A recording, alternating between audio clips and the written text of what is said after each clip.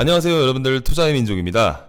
자, 여러분들은 매매를 하면서 인내심에 따라서 어떤 점이 크게 달라지는지 알고 계시나요? 자, 여러분의 인내심은요, 제대로 손절하지 못하고 버티는 데에 쓰이고 있는지, 아니면 원하는 곳이 올 때까지 기다리고 있는데 쓰이고 있는지, 자, 오늘은 그 어떤 매매 기법보다도 중요한 인내심, 즉 기다림에 대해서 이야기를 드리려고 합니다. 자, 기다리는 매매를 하기 시작하면요, 자, 가장 먼저 크게 달라지는 점은 시장에 끌려다니지 않게 된다는 거예요. 자, 내가 원하는 타이밍, 원하는 가격에서 체결될 때까지 기다린다는 것은 대단한 기술을 요구하는 것도 아닙니다. 하지만 많은 사람들이 성급한 매매로 실수를 하게 되고 결국에는 안 좋은 매매 결과를 불러일으키게 됩니다. 자, 여러분, 저는 이걸 어떻게 고칠 수 있었냐면요. 자, 일단 제가 실패했던 것들 위주로 좀 생각을 하게 되었습니다. 자, 일단 뭐냐면요. 자, 조금씩 수익 나다가 한 번에 왕창 날릴 때가 많았거든요. 자, 그때 보면요. 자, 항상 물타기 매매를 했다든지 잘못 들어가서 억지로 저도 버텨버린 거예요. 자, 이 손실을 팔게 되면 이거에 대해서 인정을 해버리는 거기 때문에 저는 그게 싫더라고요, 여러분들. 자, 사실 이게 뭐 손절 없는 매매 위주로 많이 했었죠. 자, 그러다가 깡통을 여러 번 차게 되었고, 제 깡통을 차다 보니까 나중에 또 돈이 없어서 결국에 어떻게 했냐면요. 자, 이미지 트레이딩밖에 못했어요. 자, 이미지 트레이딩 할 때 저는 다시 한 번 더 생각을 하게 되었습니다. 왜 내가 손절 났을까? 내가 어떤 타점에서 들어갔길래, 자, 그런 것들에 대해서 제가 이제 집요하게 생각을 하게 되었습니다. 자, 그렇게 하다 보니까요, 여러분들, 이 진입에 대해서 기준이 되게 애매모호했었어요. 사실 이제 제가 차트를 여러 개 키고, 자, 선도 여러 개를 보면서 매매를 하다 보니까, 자, 이걸로 보면 매수 같고, 또 저걸로 보면 매도 같고 막 그러더라고요. 자, 이걸로 보고 싶을 때도 있고, 저걸로 보고 싶을 때도 있는 거예요. 자, 그러다 보니까요, 여러분들, 기준이 막 뒤죽박죽이 돼버린 거예요. 자, 그러다 보니까 진입 자체가 어떻게 되겠어요, 여러분들? 요걸 냈다가 저걸 냈다가 막 하다 보니까 이 죽도 밥도 안 된 거예요.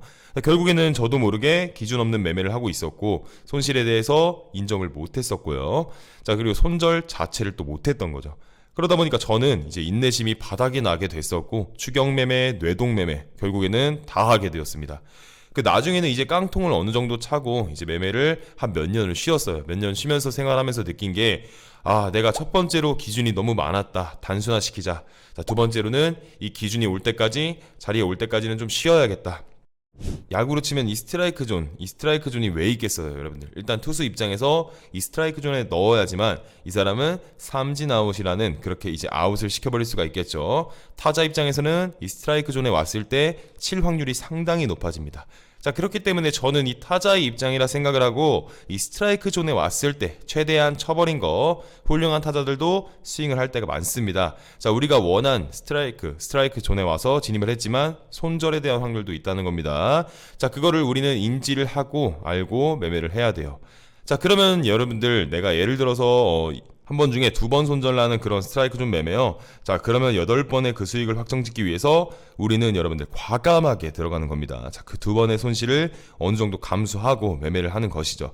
자, 그러기 위해서는 이 스트라이크 존의 진가가 올 때까지 최대한 인내하면서 기대해야 되네요. 자, 나는 이 자리 아니고서 매매를 안 하겠다. 자, 이런 마인드로 여러분들은 매매를 하실 수 있어야 됩니다. 자, 그러면요, 여러분들 생존 확률이 상당히 높아지고요. 자, 승률도 역시 굉장히 높아진다는 겁니다. 자, 저는 이걸 인내하지 못하고 그냥 무작정 막 헛스윙을 너무 많이 했어요. 정말 좋은 타이밍에 쳐버려야 되는데, 자, 그 좋은 타이밍에 왔을 때도 저는 오히려 여러분들 너무 실패를 많이 하다 보니까 오히려 두려워서 못 쳐버린 거죠. 자, 근데 이런 게 지나가서 이제 분석을 해보고 하다 보니까, 아, 결국 내가 원하는 이 스트라이크 존에 왔을 때 과감하게 기계적으로 들어가는 게 결국 답이었다. 자, 이런 것을 나중에 분석을 통해서 알게 되었고, 자, 그러면서 이제 저는 어느 순간에서, 자, 이 스트라이크 존에 왔을 때 최대한 기계적으로 이제 매매를 하기 시작했고, 손절 나갈 때는 과감하게 손절을 버리고, 자, 익절할 때는 내가 원한 목표까지 홀딩을 해서 최대한 수익을 볼 수 있는 그런 매매를 하면서 누적 수익이 어느 정도 서서히 쌓여가기 시작하더라고요. 초보자분들이 처음에 어느 정도 매매가 잘 되면요, 많든 적든 매일 수익을 내야 된다는 그런 생각이 들 때가 있습니다, 여러분들. 그쵸? 자, 근데 그러다 어느 날 내가 원하는 좋은 자리가 정확하게 보이는데, 자, 이 현재 가격과 멀리 떨어져 있을 때가 있습니다. 처음에는 그래도 좀 기다려야지 하다가 차트를 점점 계속 보고 있으면 짧게 먹고 빠져도 될 것 같은데 하는 생각이 좀 점점 들어요. 자, 내가 원하는 자리가 아닐 때도 그냥 막 진입하는 경우가 생깁니다. 자, 이럴 때는 여러분들 운이 좋아서 수익이 나는 거고, 자, 문제는 손실이 나도 이렇게 또 문제가 생기는 거예요.